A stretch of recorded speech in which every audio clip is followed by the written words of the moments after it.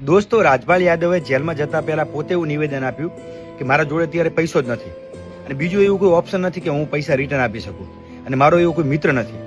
હવે બનાવ એવો બન્યો કે ભાઈ અત્યારે જેલમાં છે. એનું કારણ એ છે કે કોઈ વ્યક્તિ જોડે ભાઈએ પૈસા લીધા હતા મૂવી બનાવવા માટે અને ભાઈ રિટર્ન પૈસા ના આપી શક્યો તો સામેવાળા વ્યક્તિએ રાજપાલ યાદવ ઉપર કેસ કરી નાખ્યો અને ભાઈ અત્યારે જેલમાં છે.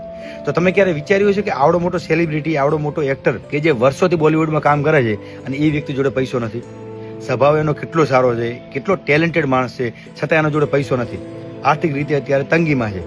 અને બીજી વસ્તુ એ કે કોઈ વ્યક્તિ આટલા બધા એક્ટરો જોડે કામ કરવા છતાં કોઈ વ્યક્તિ એની મદદ નથી કરતું. તો તમને શું લાગે, ભગવાન કરે અને કદાચ આપણો એવો દિવસ ના આવે પણ જો આપણે એવા ઇમરજન્સીમાં જ્યારે મુકાઈએ અને પૈસાની જરૂર પડે તો કોણ મદદ કરશે? સગો ભાઈ મદદ નહીં કરે ભાઈ.